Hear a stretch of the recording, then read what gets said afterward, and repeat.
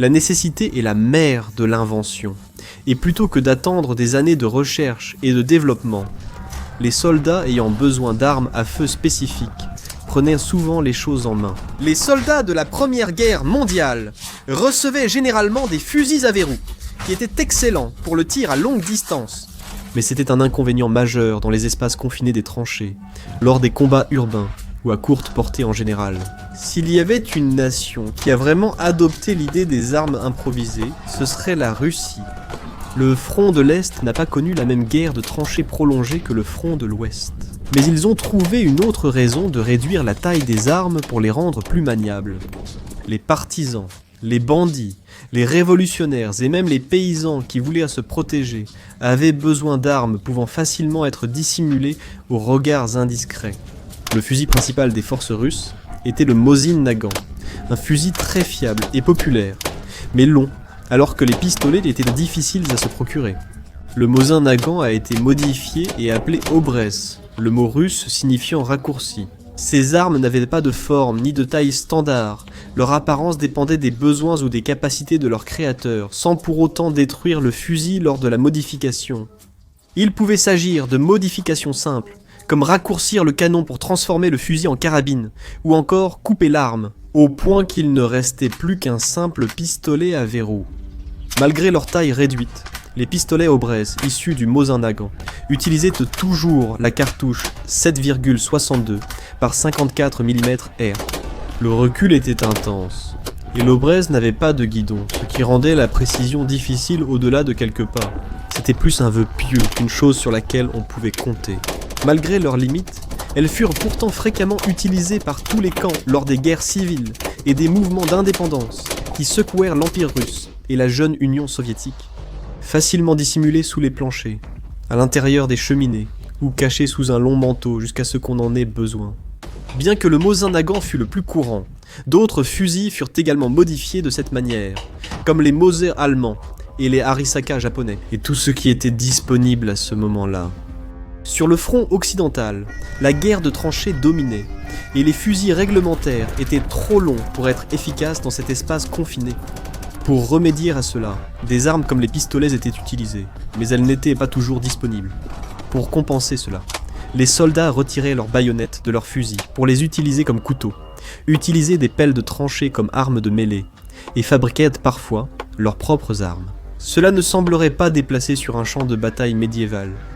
Des gourdins fabriqués à partir de meubles, de pieds ou d'autres morceaux de bois et garnis de clous, ou enveloppés de fils de fer barbelés, des poings américains avec une lame de couteau fixée, des masses, et même des serpes de guerre firent leur apparition sur des champs de bataille pourtant modernes, ce qui poussa même certains soldats à porter des armures métalliques improvisées. Quelque chose de plus à sa place à Azincourt qu'à la fin du XXe siècle. Même si ces armes de mêlée étaient utilisées, les soldats cherchaient à quelque chose de plus solide. Les pistolets étant rares et ne voulant pas attendre que le haut commandement leur fournisse un équipement adapté.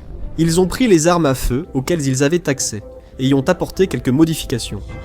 Ces modifications n'ont pas été faites par des armuriers professionnels, mais par des soldats désespérés munis d'une scie à métaux. Une méthode pour mettre fin à l'impasse perpétuelle serait de creuser des tunnels sous le No Man's Land, sous les tranchées ennemies. L'extrémité du tunnel serait piégée et déclenchée pour détruire les défenses. Depuis le dessous, les mineurs pouvaient rencontrer l'ennemi sous terre, creusant leur propre tunnel. Les combats seraient féroces, les deux camps s'affrontant violemment sur le champ de bataille souterrain. Les fusils étant inutiles ici, les soldats utilisaient pistolets, pelles de tranchée et autres armes de mêlée. Au moins à une occasion, un fusil a été utilisé, mais pas d'une manière conforme au règlement. Il existe des preuves suggérant l'utilisation d'au moins un fusil britannique SMLE, qui avait été raccourci à une fraction de sa longueur. Les détails sont rares, mais il aurait été utilisé par des sapeurs canadiens près d'Ypres. Le canon avait été fortement raccourci, ne dépassant que de quelques centimètres le boîtier de culasse, rendant l'arme à peine plus longue que 2 pieds. Il lui manquait le tenon de baïonnette et le guidon, retiré avec le reste du canon. On ne peut que spéculer sur la précision et la portée de l'arme. Mais dans l'étroitesse des tunnels, ce n'était pas un problème. Les combats dans les tunnels étaient violents, mais bref. Le camp qui mobilisait plus vite l'emportait, et le fusil raccourci offrait un léger avantage en puissance de feu au départ. Cela pouvait faire la différence entre la vie et la mort. Bien sûr, modifier un fusil de cette manière était strictement interdit par les autorités. Mais quelque chose d'aussi insignifiant que des règles et des règlements n'a rien fait pour arrêter ceux qui étaient déterminés à survivre un jour de plus dans les tranchées. Il est fort probable que ce SMLE particulier ait déjà été endommagé de manière irréparable ou ait perdu ses viseurs. De toute façon, ce que les gradés ignoraient ne pouvait leur nuire. De l'autre côté, les Allemands utilisaient aussi leurs armes raccourcies. La Maxim 08-18 est une mitraillette inhabituelle, une version simplifiée et raccourcie de la MG08. Peu d'informations existent, sauf qu'elle était alimentée par une bande à plusieurs rangées, non bloquées. Et bien qu'elle soit basée sur la MG08, elle ne tirait que des cartouches 9 mm Parabellum. D'après le nombre limité de photos disponibles, il ne fait aucun doute sur le caractère improvisé de l'arme.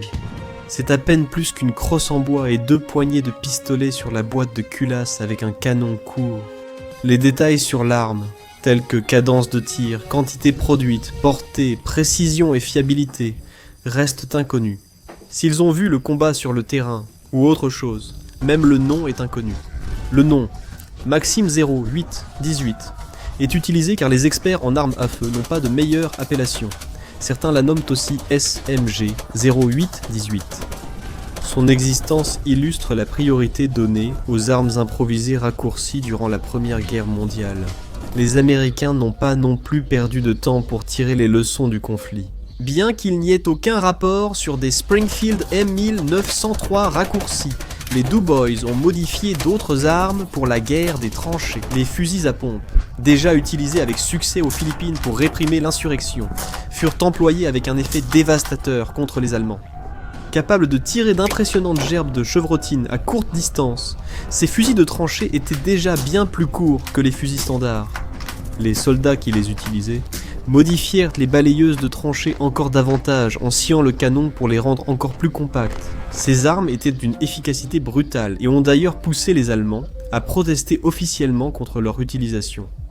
Les Américains, pour la plupart, ont ignoré les menaces de représailles et ont continué à les utiliser jusqu'à la fin de la guerre. Même après la guerre, le concept d'Aubraise a acquis un statut mythique et serait utilisé pendant la guerre civile espagnole, la Seconde Guerre mondiale et au-delà. Ils restent aujourd'hui des objets de collection prisés des passionnés d'armes à feu. Pour la plupart, les armes Aubraise sont des fusils à verrou, bien que d'autres types aient également été raccourcis. D'autres armes comme des fusils semi-automatiques, pistolets mitrailleurs et fusils de chasse ont aussi été raccourcis par rapport à leur taille d'origine. Ils sont plus faciles à cacher ou adaptés à une situation spécifique. Même aujourd'hui, des armes inhabituelles et improvisées de style Aubraise sont encore utilisées, ce qu'on ne peut décrire que comme une arme de Frankenstein. Un PPSH-40 et un soviétique, leur pistolet mitrailleur standard de la Seconde Guerre mondiale, a récemment été retrouvé en Irak.